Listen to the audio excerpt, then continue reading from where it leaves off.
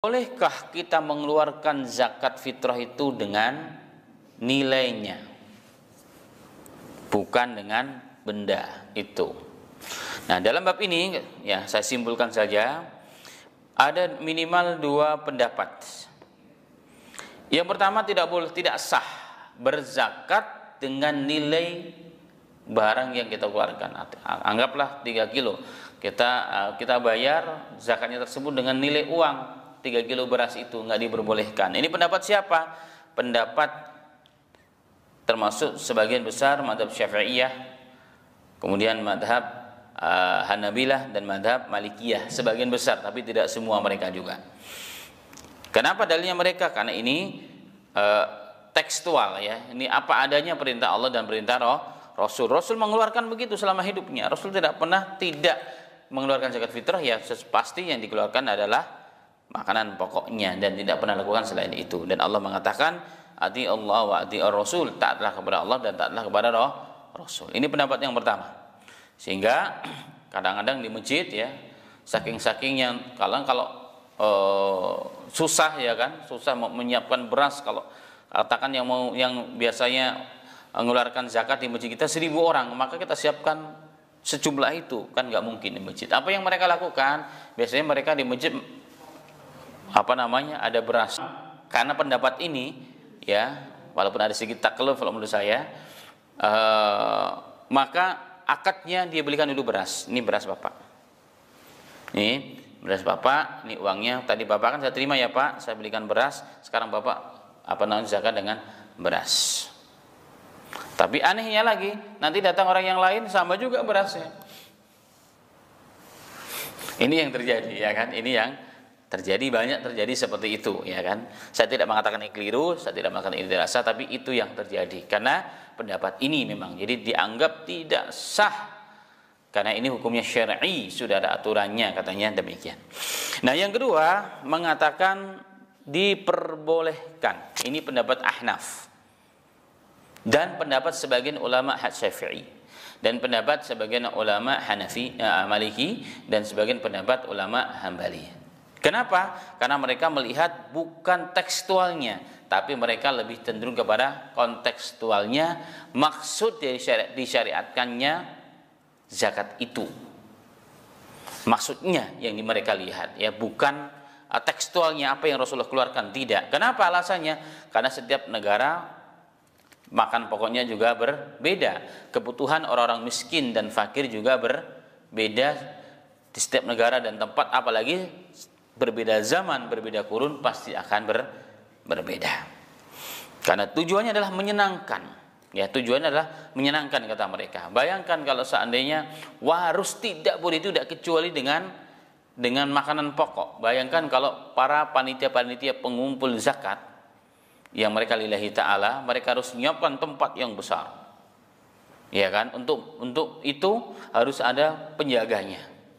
Harus menyiapkan plastik-plastik lagi, ya kan, timbangan dan seterusnya, ya kan, Pak. Belum lagi kalau mau mengantar ke tempat yang lain, pasti perlu kas lagi, biaya lagi. Itu didapatkan dari mana? Itu jadi pertanyaan. Jadi menyusahkan sekali. Itu kata alasan pendapat ulama yang kedua. Kemudian yang dalil yang berikutnya, membayar zakat dengan nilainya itu sudah terjadi di zaman dahulu kala, dari zaman para sahabat, ya, zaman para sahabat termasuk Muawiyah. Dan setelahnya juga demikian. Seperti Umar bin Abdul Aziz juga demikian, membolehkan mengambil zakat, membayar zakat dengan nilainya. Dengan nilainya, tidak harus barangnya. Ya, tidak harus barangnya. Termasuk juga Al-Imam Sufyan Ats-Tsauri diperbolehkan. Kemudian Al-Hasan Al-Basri, Sayyidul Tabi'in, memperbolehkan. Ya kan?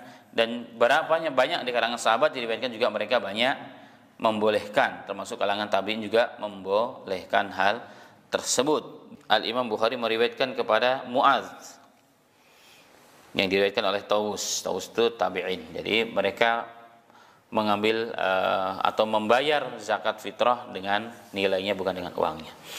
Kemudian kalau kita lihat juga kondisi sekarang, Kondisi sekarang semiskin-miskinnya orang di rumahnya pasti ada beras.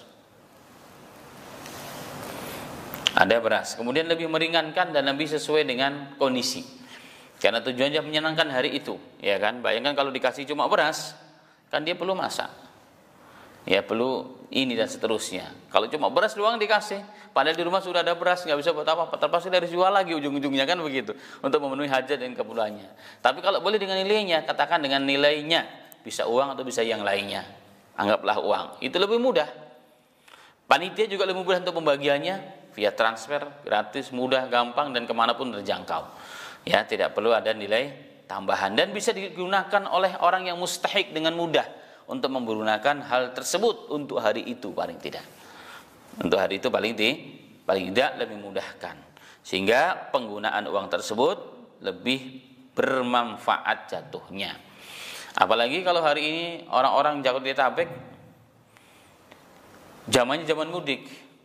Padahal udah dikasih nih, sebelum dia mudik udah dikasih beras, katakan sampai 5 kilo. Dia harus pulang mudik. Apa yang terjadi nanti?